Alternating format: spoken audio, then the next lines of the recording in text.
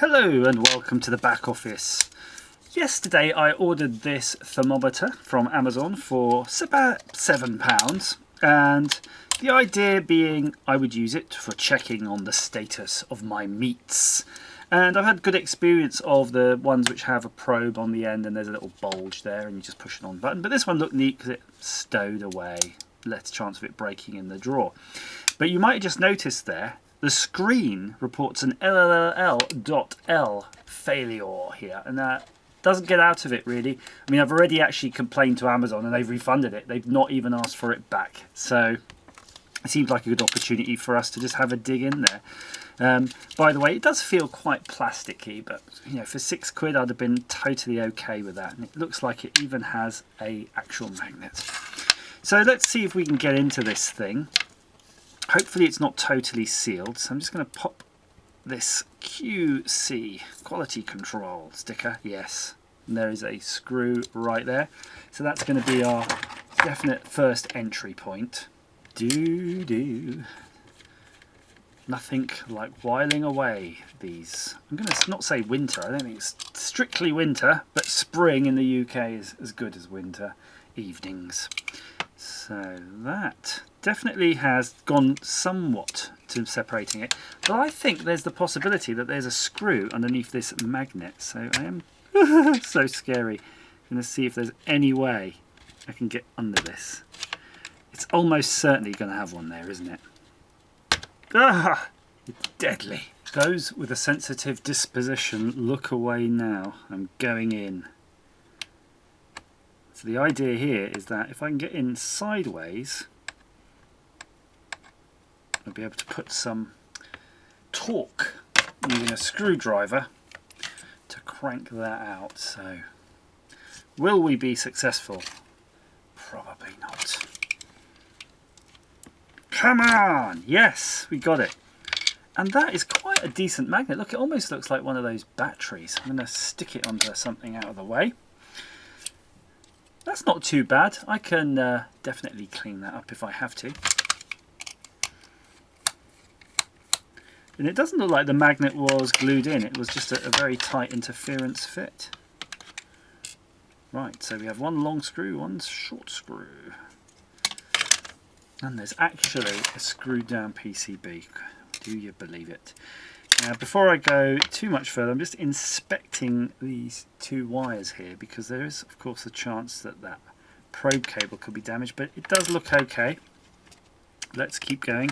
I do like this little tack switch thing though here. That's kind of cute how they did that. It's just floating, 2 legs in the air. And it's actually a surface mount tack switch that's been mounted on a PCB. So we'll have a little look at that when we get in there, because that could be a very cute little trick for making our own boards in the future. I'm wondering if it's a lot cheaper to get hold of those and get hold of those in bulk compared to the side mount tack switches, because side mount ones can be a bit cumbersome. Oh, right, we're almost there now. Oh, okay, let's be careful now. So there's the display, we'll just pop that there.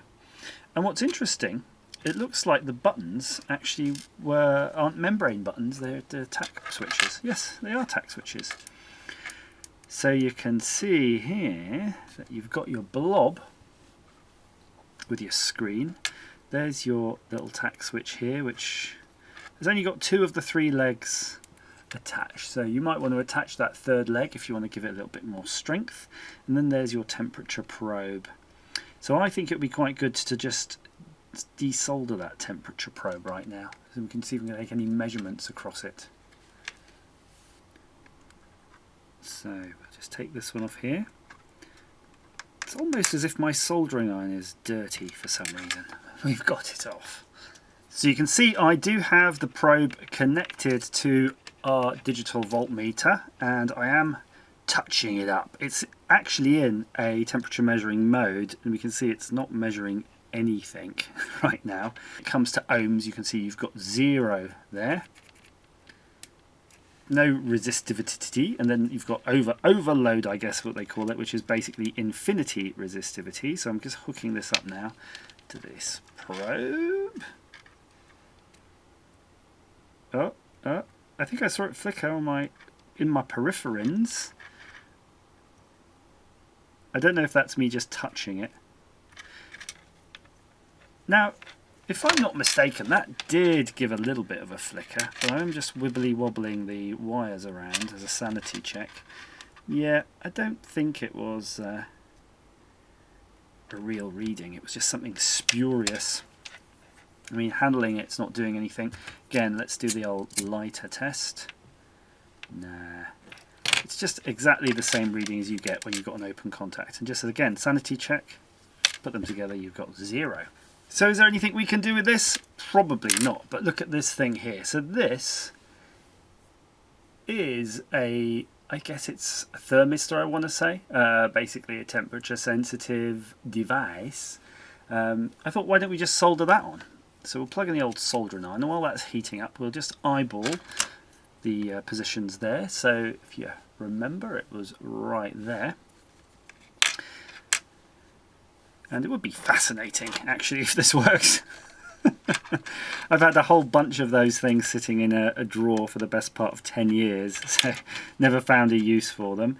Although it seems strikingly obvious that you could just put it onto an Arduino or Raspberry Pi, any kind of analog to digital converter input, and measure temperature. That would have definitely been quite fun on that kind of a project. So I should have just done that.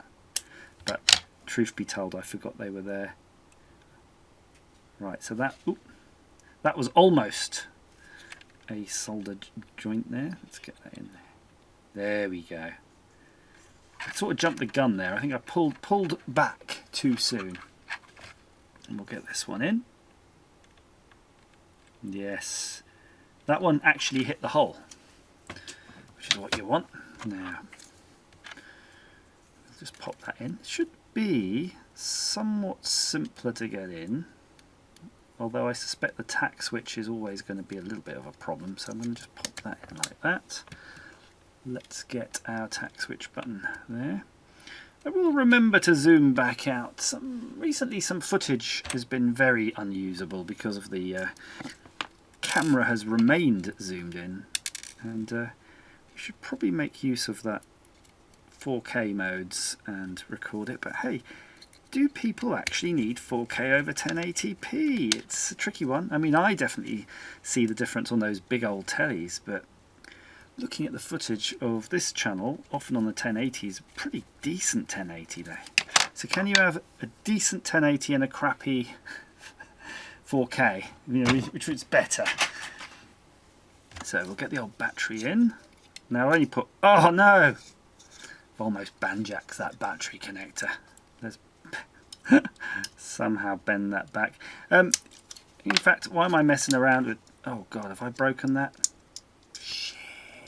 In all the argy-bargy, I've somehow lost our tack switch cover, but we won't let that stop us. Get that all in there, because it was just basically a push to turn off, and we're not really bothered about that. So we can pop the battery now. Oh, I don't believe it. Look, it is actually reading something. Now, I think it's definitely reading wrong, because the chances of it being 70... whatever that was, well, that's 83 degrees now. This was a 10K device, so definitely it's on a bit of the wrong side of it. But interestingly enough, let's see what happens if we put a little bit of heat near it. Oh, high, high, high, high, high, high. And then it's starting to come back down. But what's interesting is the previous reading was low, low, low, low, low, because it was all L's. So that must really mean that this device in its current state, whatever's wrong with it, was just reading too low. So interestingly enough, I think we might be able to extract this. I wonder if it would be possible to see anything interesting in there. So that's our tube. And we're currently at 79 degrees. I feel that it's probably glued in. What we'd find if we were able to get this out intact, which I suspect we won't be able to, would be basically the same kind of device. Oh. Look at that. That is a teeny thing there. I'm guessing that's our thermocouple. Really, you can see there is some heat shrink there. There's a junction. Maybe we can probe this and see if there's a break in there. So I'll just slice away at this, taking care not to slice away at my fingers when it inevitably slips under the pressure.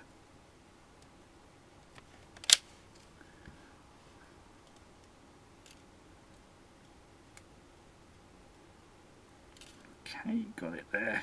Gotcha. Gotcha. Now I'm gonna eat ya. There we go. We've managed to slide that out.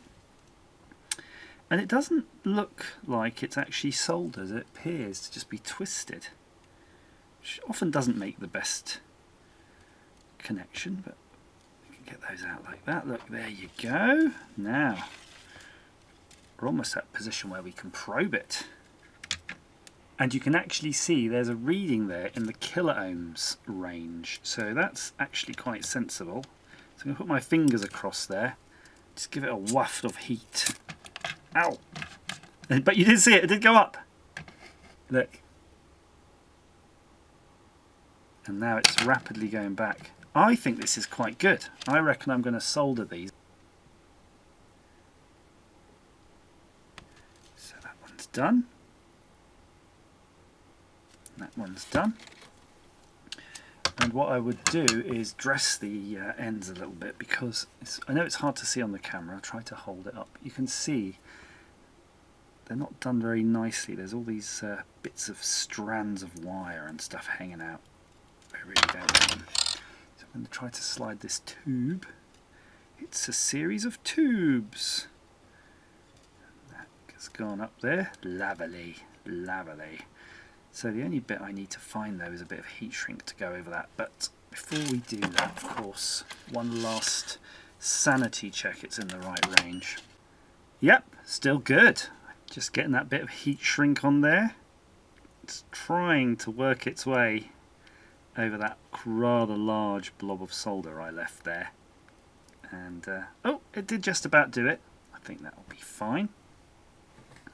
Just going to give it a zap, quick zap. Lovely jubbly.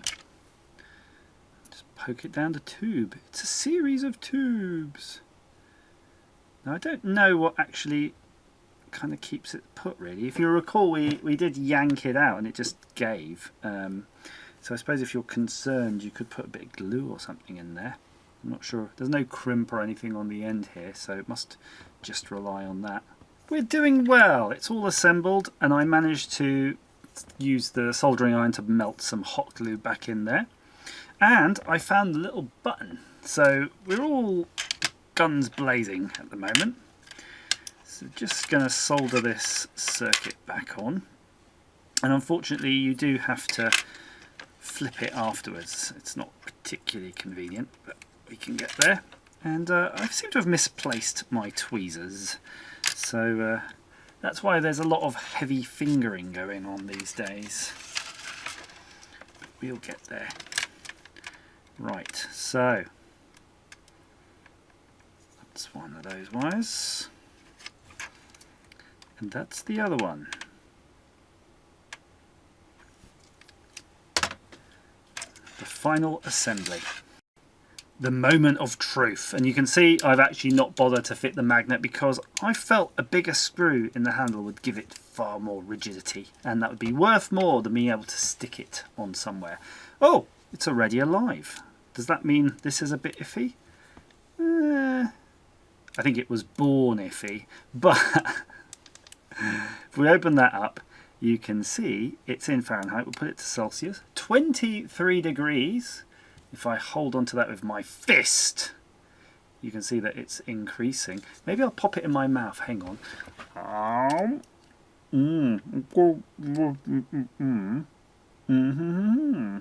Yep, definitely working, I think. I mean, is that a good temperature to be internally? Probably. So you've got this hold. I did notice there was a maximum and minimum thing on the display, but I don't know if this has actually got that feature. Look, it has some instructions. It does have the things about the meat, actually, which is interesting, because here you do have the chicken, turkey, beef, lamb, pork, veal, fish. It's actually quite a complicated thing, actually. I think what it's saying is chicken and turkey, you need to have it at least 79 degrees, and then these are for the other meats, and you're saying they're pretty much okay. And then there's something here for fish. So fish is what, minimum 58, and then these are your meats, and then you're saying, oh, suitably cryptic. To be honest with you, most people will just need to check if it's above, like, 70, 80 for a while. Date hold. Before withdrawing the probe, press hold and it will display. Oh, I see. So you can put it into the meat and then hold it. Yeah, I guess that makes sense, because otherwise you might just lose the reading. So there. So what do you think? Am I morally obligated now to tell Amazon that actually it's working and send them an invoice for my repair, or we'll just call it quits, shall we? As ever, thank you for watching.